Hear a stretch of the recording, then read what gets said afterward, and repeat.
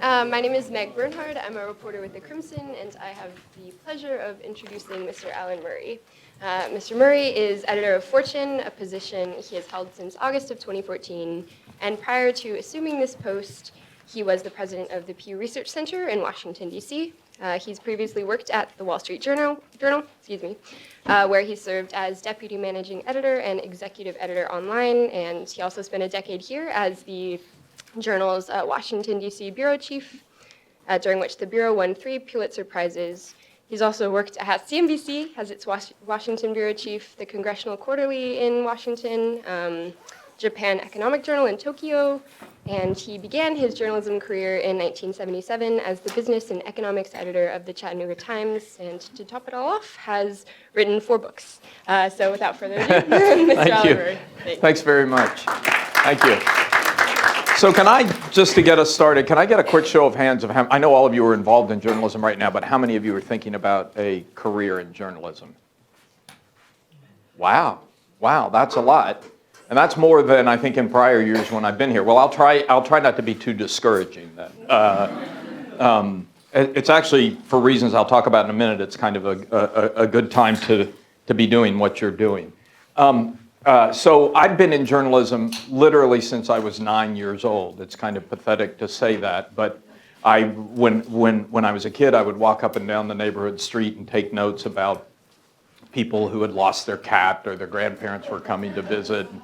That was before the days of copying machines and even before a lot of access to Xerox machines. So I had this jelly sheet printer and would use a strange piece of carbon to type it out on a piece of paper, put it on the jelly sheet, and I could run off 25 copies, and then I'd walk up and down the street and sell it for a nickel. So I've been hooked on this business for a long time, and I've had the opportunity over the course of the years to do just about everything in journalism that there is to do. There might be 1 or 2 things that I haven't tried my hand at yet. So what I want to do this morning is talk a little bit, I'll tell you a little bit about my own experiences, but then talk about the things that are going on today that I think are particularly interesting and fun and how the business is changing.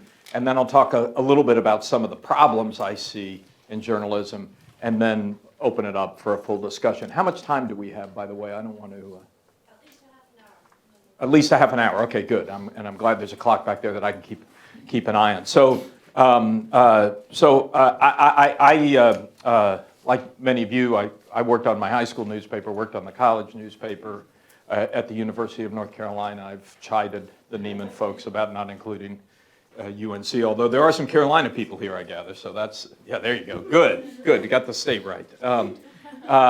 And when I graduated from school, like a lot of people at that time, I went to work for a small newspaper in Tennessee, the Chattanooga Times, which was sort of the common way into the business then. Normally, you'd go to a local paper and they'd put you on the police beat. I thought that was what would happen to me, but I showed up at the Chattanooga Times and there was this guy named Porter Binks who had been there for quite a while and just loved the police beat and would not give it up. It was like his life. And he had convinced the newspaper over the years to invest all this money to put equipment in his car, so he had like fancy radios and lights and just really had a great time covering crime in Chattanooga. And so I didn't get the beat, but about 3 months in, he decided to take a vacation. And so they came to me and said, will you fill in for Porter while he's on vacation? I said, sure. So I got the car. I think my first day on the beat, there wasn't a lot happened, but my second day I'm driving around and I hear on the police radio that there's been a 10-car pileup on the interstate going over Missionary Ridge heading west. So I headed east on the interstate and went over the ridge, saw the pileup, pulled off in the shoulder, parked Porter's car, made my way across the street, started taking notes, and while I'm talking to people were standing around the cars. Nobody was hurt, fortunately. And while I'm taking notes, I hear this huge bang, and then a second bang. And I turn around and look, and there, all the rubberneckers on the other side of the road. Somebody had come over the ridge, was going to hit the car in front of them. To avoid it, swerved over into the shoulder, hit Porter Binks' car full on from the back, goes up the hill, comes down again, goes up in the grass, comes down again, hits it again in the front, and totally destroys the car. So I had exactly 2 days on the police beat and then never did it again. I left Chattanooga and I went to graduate school in economics. I worked in Japan for a year, worked briefly for a magazine called the Congressional Quarterly, and then was hired at the Wall Street Journal, where I spent most of my career in Washington. Worked there for about a decade, became the Washington bureau chief. Was Washington bureau chief during the Bill Clinton presidency, which was a wild ride. He was we were just talking about this at lunch. I mean, clearly the most fascinating politician, whatever you think of his politics or his politics, the most fascinating politician of my generation. And I could tell you hundreds of stories, but I'll just tell you one. Because the thing about Bill Clinton that was so amazing is he would walk into any room, and it wouldn't matter how many people were in the room. His goal would be to make sure everybody there, and this is not just women I'm talking about, make sure everybody there fell in love with him before he left. That was his special skill. So it was, this was 1997. He'd just been reelected to a second term. I was trying to get an interview with him to find out how he was going to use the second term, and they kept putting me off. The White House kept putting me off for months. And finally, it was June. And my wife and I, we had 2 little kids at the time. We decided we were going to take a vacation. So we go to the mountains of Virginia to, there was a place that we went down there and put the kids in camp. And she and I decided to take golf lessons. On the second day of our golf lessons, the telephone rings and it's the White House and say, you know, that interview you've been trying to get for 6 months, well, you can have it tomorrow morning. And he said, you got to be here right at 11 o'clock sharp, because the president has his never miss it lunch with Al Gore, the vice president, at 12 o'clock. And then at 1 o'clock, there's some head of state coming in that he has to meet with. So be here at 11 o'clock sharp. So I get back in the car. It was about a 4-hour drive. Leave the family, drive back to Washington, get a couple of my colleagues, show up at 11 o'clock. And, of course, no Bill Clinton. 11:30, no Bill Clinton. 12 o'clock, no Bill Clinton. Finally, it's 12:15, so we're 15 minutes into the never miss it lunch with Al Gore. And the president shows up, and he goes, oh, come on in. And we go in, sit down, and interview him for about a half hour. It wasn't a particularly great interview. And we're all walking out. So now it's 12:45. We're 45 minutes into the never miss it lunch with Al Gore. We're all walking out. I'm the last one out. And he grabs my arm, and he says, hey, I hear you and your wife are taking golf lessons. And I said, well, yeah. He goes, well, come back in. So he takes me back into the Oval Office, and he goes into this little room, which we later came to call the Monica room, but at that time we had never heard of Monica. And he comes out with 2 golf clubs. So we're standing in the Oval Office, the big round row, just the president and me. He says, here, let me see your grip. And so, you know, okay, so you're holding that way too tight. You need to loosen up. He said, let me see you swing. And so I'm standing there in the Oval Office, you know, swinging on the president's rug. Now 50 minutes into the never miss it lunch with Al Gore. And the door bangs open, and in walks Al Gore with a look on his face like he's going to kill somebody. And there's only me and the big guy. So it's like, and the president, without missing a beat, says, oh, Alan here is taking some golf lessons. I'm just trying to help him. I'll be with you in a minute. Don't worry about it. Just going to take a few more minutes here. The vice president storms out, and he proceeds with the golf lesson. He said, the other thing I remember he said was, you know, he said, the only way you're going to get good at this is if you play with somebody better than you are. And he said, like I play with Greg Norman. I said, okay, yeah, I'll call Greg Norman up and say, let's go and play a few rounds of golf. I'm sure that'll work okay. So he proceeds with the golf lesson right up to about 1 o'clock, and then I leave, and he goes off to meet with his head of state. But it was a great, it came back to mind 3 years later when, at the Democratic convention, when the president was nominating Al Gore for the presidency, and he's given the speech with thousands of people around, and he said, Al Gore was the best vice president in history. He and I would have lunch once a week, and I would never miss that lunch because it was so valuable to me. So,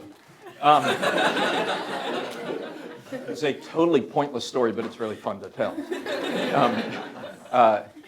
I left there in 2002 and went to work for CNBC, ran the CNBC Bureau and spent 3 years doing cable television, which was another alternative universe. Very, all talk. I'll tell you one quick story about that. I was, after my first week doing it, I had no training, no preparation. Nobody told me how you do a television show or how to appear on camera. I didn't even understand half the words that they spoke in the studio. Had to book my own guest. And at the end of the first week, I walked out and I was sharing studio space with a number of people, including Chris Matthews, who some of you probably know from MSNBC, and Alan Keyes, who you may not know, but he was a very talkative conservative who ran for Senate in Illinois. And the two of them were standing there talking in the hallway, which was kind of a surreal experience because you're thinking, who's listening in this conversation? And I was exhausted, so I tried to slip by very quietly. And Chris stopped the conversation and he said, Alan, it's your first week. How's it going? And I said, I don't know. I mean, this is really hard work, and I don't know when you guys have time to think. And Chris Matthews, without missing a beat, says, oh, you don't think. All you do now is talk. So I spent 3 years doing the talk thing and then went back to the Wall Street Journal in New York. And that was where I got into digital and digital journalism, was running the digital operations of the Wall Street Journal, built up the website there. We also started, that was just at the time that over-the-top video was getting going. So we built a live video operation, and it was really fun because for the first time in a couple of decades, instead of being on the disrupted side of technology, we were being the disruptors.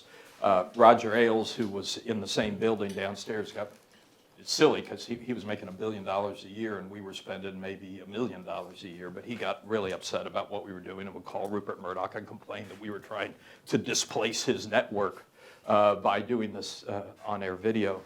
Did that for a few years, left and went to the Pew Research Center, which ran a research outfit that looked at journalism, so had a chance to look some at journalism from the outside. And then last August, went to Fortune magazine. Had never done magazines before, but the real challenge was figuring out how do you take a magazine and turn it into something meaningful in the digital world. So I've seen this business from a lot of different sides and a lot of different directions. And I can tell you, and I say this with complete sincerity and complete honesty, and I don't think I'm fooling myself when I say it, it has never been more fun than it is today. And there are a couple of reasons for that. One is the audience is bigger than it's ever been. I mean, Fortune magazine reached 17 million people last month. Now, this is a magazine that's been around for 85. That was triple what we were reaching just a year ago. The magazine's been around for 85 years, never had more than, say, 1.5 million circulation. And even if you count other people in the household who were reading it, you're still only talking about a few million people. So the ability to reach a global audience digitally is a phenomenal thing. And the second thing is that people are reading more than ever before. We did some work on this at Pew. And the reason is obvious. It's because everyone's carrying a supercomputer around in their pocket. And if you get to a restaurant early and you're waiting for somebody, or if you're in the bathroom, or if you have waiting for a train or whatever, and whenever you have a spare minute, you have access to all the media in the world that you want. And so what our research showed was people were reading 30% more news. Now, news was pretty broadly defined, but some of the stuff you get on BuzzFeed, maybe you wouldn't consider news. But anyway, people were reading 30% more news than they had just 5 years earlier.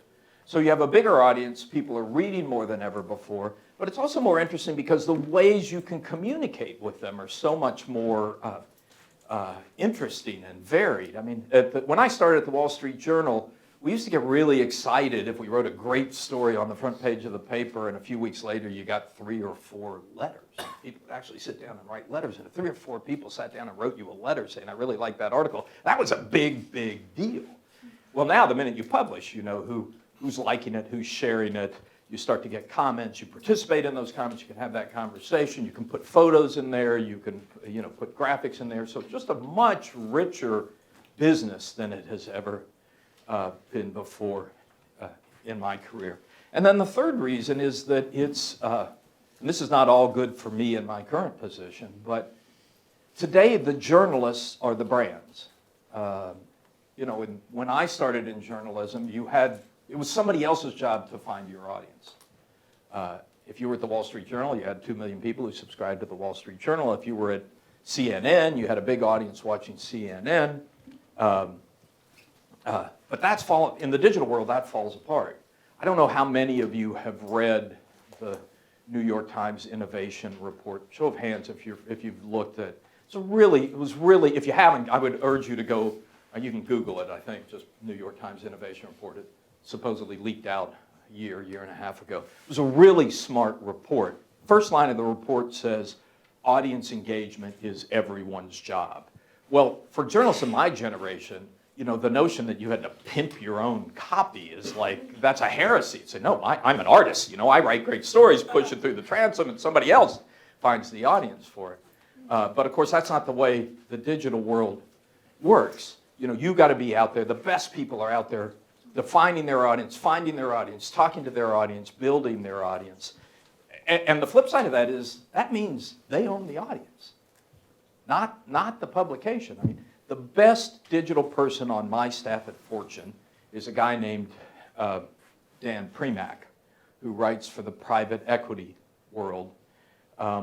And I've met tons of people in private equity who said to me, if I could only read one thing every day, I'd read Dan Premack. Dan writes a newsletter every morning. It's kind of ironic, by the way, that the killer app in today's journalism world is this 30-year-old technology called email, but it really is, because that's how you own an audience. If you're in their email inbox every morning and they open you up, you've got them. Facebook can't do that for you.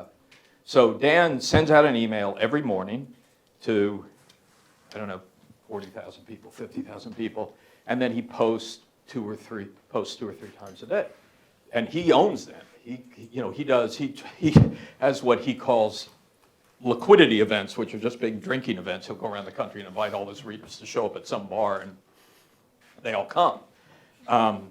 But if he decides that he's sick of me and tired of Fortune and wants to pick up and go someplace else, he can. He can take the whole audience with him. I don't have any way to stop him. I can't keep that audience. He could just pick up and start a newsletter someplace else. I had another employee, a young woman by the name of Carolyn Fairchild, who was just out of school. I think she'd been out for maybe a year, a little more. She went to Duke, which is unfortunate. I never would have hired her if I had known she'd gone to Duke. I found out too late. Just last summer, I think it was in July, we started something called the Broadsheet. Fortune has this conference called Most Powerful Women that a lot of female CEOs go to. It formed a pretty tight community. We started a newsletter called the Broadsheet that was focused on women in leadership, that tracked, it provided a fair amount of, any of you read the Broadsheet, by the way? Just checking out you might want to try it, but it's pretty interesting. It talks about women in business, looks at some of the people who are advancing, has a little bit of advice, people tell their stories. The newsletter did really well. I think I was paying her maybe $45,000 a year. Just started last summer. In March, she comes to me and says she's gotten a call from LinkedIn, and they want to hire her, and they're going to pay her $140,000 a year. I said, whoa, so this is what, but it gets to my point. I mean, if you show, as she had, now in that case, it was hard for her to take the audience with her. We still have the newsletter, and I think we still have most of the audience. But the point is, if you show you know how to build an audience online, you have enormous value to people in positions like mine.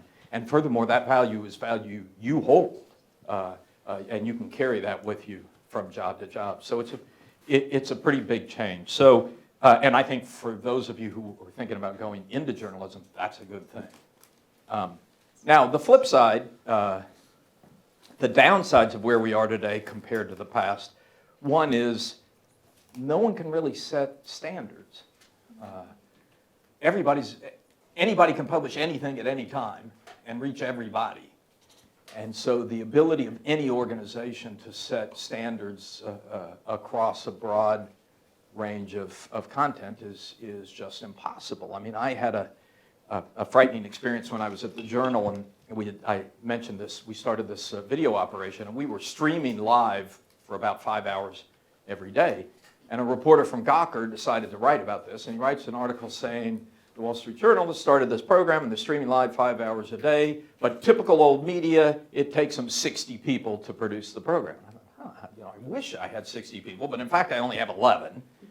So I called the guy up, and I said, you say I have 60 people, I only have 11 people, I'm not sure where you got that. And he goes, well, somebody told me that, but thank you for calling, I'll go post this right away. I said, well, wait, hold on a second. I mean, I'm not a hard person to reach. I was sitting in my office all morning. Why didn't you call me before you wrote it? And this guy says, oh no, this is the way it works. We get some information, we post it, you call up, you give us new information, we post that. He said, well, wow, so who said that's the way it works? And when did that start? Because I didn't get the message. The memo didn't get to me. And you see that a lot. I mean, there is no, it's a good thing that journalism isn't there's no standard setting bureau, there's no licensing bureau for journalism. We believe in a free press, we don't want that. But nevertheless, it's difficult to know who's abiding by what standards in their journalism. And the other thing is it's much more consumer driven than it's ever been before. When I started out in journalism, the phrase mainstream media actually had meaning. I don't think it has any meaning now, even though a lot of people still like to use it. But then it had meaning. I mean, you had the 3 nightly newscasts, you had a handful of newspapers that defined the news, and you had a couple of wire services, and it was a pretty small group of people, and they spent too much time having lunch together, and they defined what information you got. Today, you can get whatever you want. If you believe that Barack Obama was born in Kenya and is trying to turn the United States into an Islamic republic, you can find plenty of content that will reinforce that view. If you believe that every Republican office hold, going further than that, anybody who's ever cast a vote for a Republican is immoral and trying to steal pennies from poor people, you can find plenty of content that will reinforce that view. If you only care about sports, you can read all day long and only read about sports. If you only care about entertainment, you can read all day long and only read about entertainment. And technology is actually, with the personalization algorithms in Facebook and Google and so forth, technology is actually reinforcing that to some degree. Now it's hard, I studied economics. It's hard to be against consumer choice. Kind of a little bit like what we have in the food industry, right? We had this great food revolution in the last century, and you can now walk into a grocery store and you have all this stuff and you can buy whatever you want. And people make really, really bad choices. And that's why we have an obesity epidemic and a diabetes epidemic. But they made the choices. I don't buy the argument that it's because of the big, bad, evil food industry that forced them to do it. It's people making choices. Same thing going on in media. People are making choices. That has to be a good thing. But it has dramatically changed the nature of media consumption. No, there is no mainstream media. Nobody has any control over what people read. There is no common basis of facts about what's going on in the world that allows for civilized debate. And one of the results of that, particularly in the political world, and we spent a lot of time at Pew on this, is that political debates have become way more polarized than they were 20 years ago. I mean, we know that because at Pew, we had a series of questions that we've been asking consistently over those 20 years, and you see more and more people operating at the extremes and at the fringes. It's no longer a bell curve, it's almost flat. So I think that's an issue. I know you heard from Jill Abramson last night, who I worked with closely in the Washington Bureau of the Journal. She's focused on another serious problem, which is we haven't quite figured out how to reward deeply reported long-form journalism. This is a particularly important topic for this event because this event is named after Chris Georges, who was in a few years I was able to work with him before he died, did some of the best long-form journalism I've ever seen. He would throw himself into his subjects and report every meticulous detail of those subjects and come up with great, deeply reported stories. I've got a couple of journalists like that who work for me now. That is a a hallmark, has been traditionally a hallmark of Fortune magazine. I have one reporter who I assigned to a story in January. I haven't seen him since. But I know at some point he's going to resurface and he's going to have a really great story. The problem is it's very difficult to figure out how you build a business model around that, because no matter how good that story is, it's unlikely to generate enough attention online to generate enough money online to pay for the cost of all the reporting that was involved, particularly when the alternative is a story on Taylor Swift that you can write in about 20 minutes and that will get the same amount of traffic. So I think that's a problem that has to be solved, although I will say that some of that is the quality of the metrics we get, which I think are improving. I mean, right now, there's an awful lot of focus on the click, on the traffic, and very little focus on the engagement, how long you spend. You know, if you read one of these long stories from beginning to end, you're making, you could be making a 20, 30-minute commitment to the story, and we don't have good numbers that show that. And if we could show that and could figure out how to let advertisers take advantage of that, I think that'll start to change the dynamic. But right now, it's still very much a problem, and nobody's figured it out. I wish Jill and Steve Brill the best of luck, but I don't think they've figured it out yet. ProPublica has tried to do this. I don't think they've figured it out yet. They do great journalism. I just don't think they've figured out how to pay for it yet. So I think that's a continuing problem. And I guess the other thing I would point to is the rapidly blurring, if not disappearing, line distinguishing journalism from advertising. It's a constant fight for people in my business to try and make that line continue to be bright. But the advertisers have found out they don't really need the journalists. I mean, they can get directly to their audiences. They can create their own content. I was talking yesterday with a guy who works for Marriott. The best advertising they do are these little 15-minute videos they create about somebody who's had a great experience at some Marriott resort. And they're really well-made little videos, and they put them on YouTube, and they go viral. And it's like, why do they need us? Why do the advertisers need the journalists? I don't think we've solved that problem either, and I think that's a serious long-term one for journalists. I happen to believe at the end of the day that you're only going to have good journalism if you have people who are paid to do it, paid to get to the truth. I've had this conversation with, there's the guy who runs Human Rights Watch is a good example. Great organization, they do good work. He has a group of people that he sends out around the world who do work that is very much like journalism. I mean, they go out and report, they ask questions, they find stuff out. But at the end of the day, they're not paid to get to the truth. They're paid to gather evidence for Human Rights Watch to make its case. And I mean, I've talked to people who have worked for them. So they have their bias too. And I think for journalists to succeed and thrive, and for democracy to succeed and thrive, we need people who are paid to go out and find the truth. And that means we need business models that support that. I've been talking way too long. I apologize for that. That comes from my cable news training. Let me just say two last things very quickly. Well, let me say one last thing. The reason that most of us become journalists, I think this is not an unreasonable generalization, was certainly not to get rich. But it was because it gave us the opportunity to imagine a life of lifelong learning. You know, every day when you're a journalist, every day is something new. You're meeting new people, you're talking to people about new things, you're attacking new topics. And I would just urge you to keep that top of mind if you stay in journalism throughout your career. It is a great learning opportunity. The learning needs to be, as I've discovered, the learning needs to be not just about the topics that are the subject of your journalism, but about the nature of our journalism and how we do it. And I think if you do that, you can hope to have a great, long, and rich career in this business. So I apologize for blabbing on too long. We have a few minutes left to talk about whatever you all want to talk about. Yes? You mentioned that news has become more extreme, that there aren't many standards.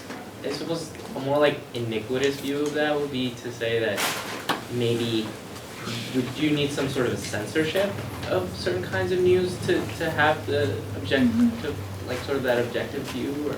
Well, some people would agree with that. Xi Jinping, Vladimir Putin. I don't. I don't, because I think any kind of standard-setting body becomes a censorship body. And I don't know how you get out of that. I'd like it if you know, you had like the equivalent of the FDA that could put a stamp on any story, said, this story only has one source. and that source wasn't even named. But I don't know how you get there without creating censorship. While I acknowledge the problem you're trying to solve, I think the solutions are almost all worse. Yes? So, when Time Inc. restructured to have a lot of editors report to business people, there was a lot of news about that. Right. I'm just curious how you found that since you got time. So, for example, I would think it might be hard to justify having a lot of reporters who go work off for 6 months without producing anything that's monetizable. So, a couple things. One is I didn't work there at the time that happened. I thought it was a bunch of hubbub about nothing. I mean, every newspaper editor that I've ever known reported to a publisher. That's the way it works. And now that I'm there, I understand why they did it even more, because you had look, one of the things, I talked about the old world where we thought of ourselves as artists and we threw it over the transom and somebody else had to make the business work. And we just said, you know, you guys work all that out, that's not my job. In the digital world, that's just not the case. As a journalist, if you want to thrive in this business, you've got to be thinking about the business model. You've got to be thinking about who your audience is, and your audience has to be an audience that somebody wants to reach in some way. And that's just the nature of the business. And having a structure where the editors of the magazine had no involvement with the business of the magazine, it's just weird. Now, in some perfect world, I mean, I would love to have, I worked for 2 years for the Pew Research Corporation, which is funded by the Pew Charitable Trust, which sits on an endowment of $6 billion. If the Pew Charitable Trust came to me and said, we want you to start a newspaper, and we don't care if you make any money, we're just going to give you $100 million a year to run a great newspaper, I would love that. But that's not the way to, that's not any way to run a business. So I understand why they did it at a time, and I think it's the way most newspapers throughout history have operated. Very few editors have been in a position of doing, of going off and writing whatever they wanted to write without any regard for how the business was going to make money.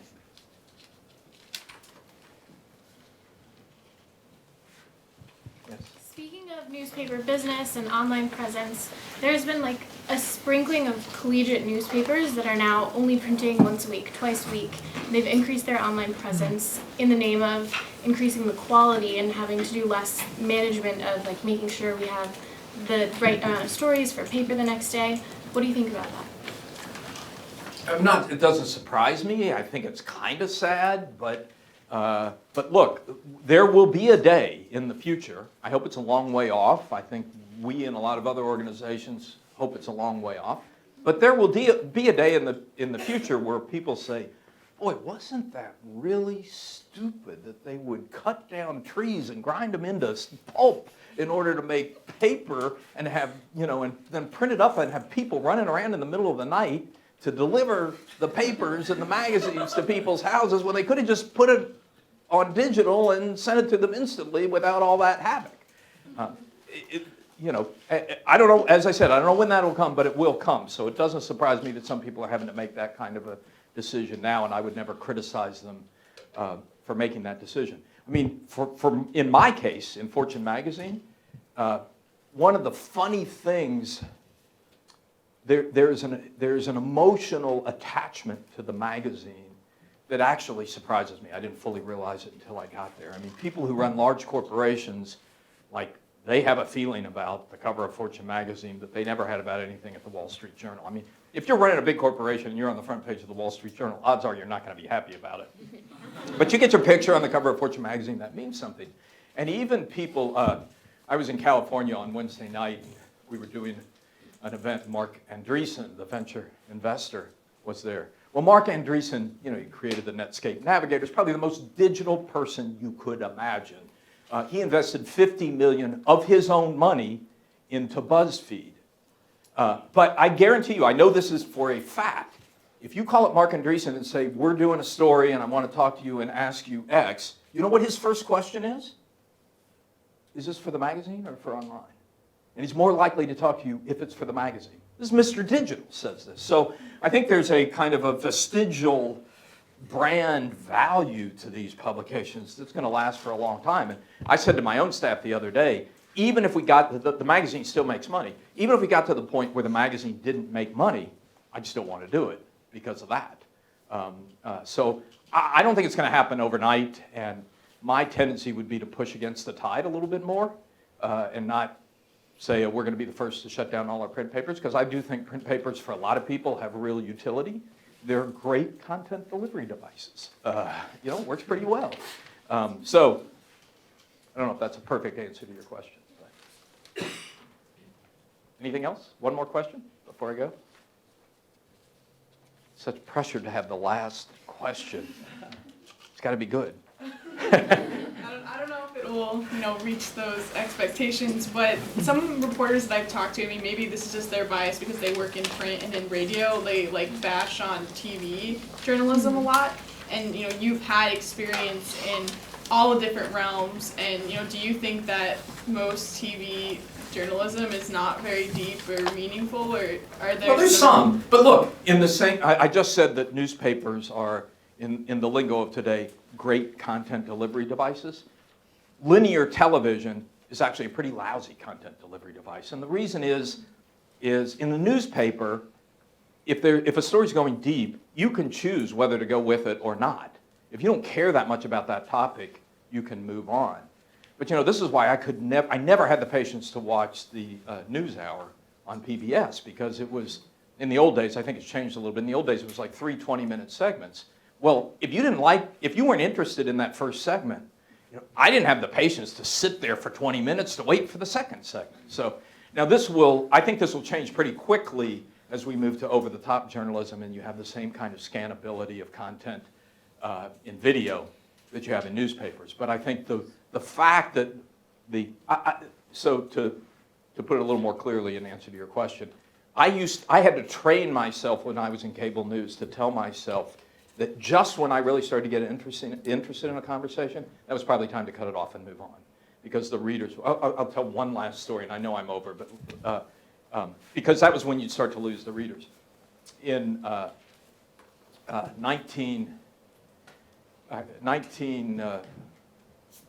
2004, I'm sorry. It all blends together. 2004, and when I was at CNBC, I'm hosting this television show, and I thought, but the partisanship had really started to get bad, and the only place on Capitol Hill where Republicans and Democrats were talking together was in the Senate Finance Committee.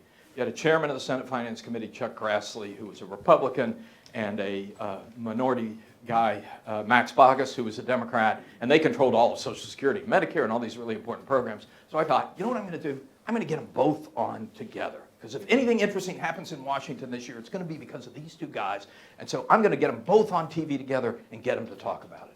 So I get them both on. Well, I don't know if you've ever seen either of these guys on television. Chuck Grassley's from Iowa, and at times it looks like he's got the hay coming out of his teeth. I mean, he gets into that heavy Iowa accent. And Max Baucus is from Montana and has this really deep voice that tends to disappear between words. It's almost like a speech impediment. It's like, whoa, he stopped talking. And so I have these two guys sitting on Capitol Hill. We have a camera up there, and they're sitting, and Grassley has his red sweater on, and they're both kind of sitting there, and I start asking them questions, and I'm doing my best to make this really interesting.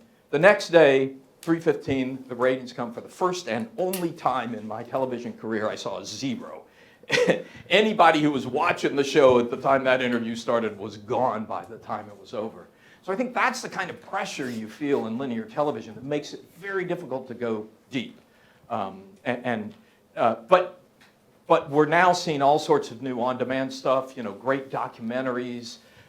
You've got the stuff that Shane Smith at Vice is doing is really interesting because because video is becoming a better content delivery device, and you can choose what you watch and what to ignore, I think we'll see that improve. I'm sorry I went on for so long, but thank you very much. It was great fun talking to you.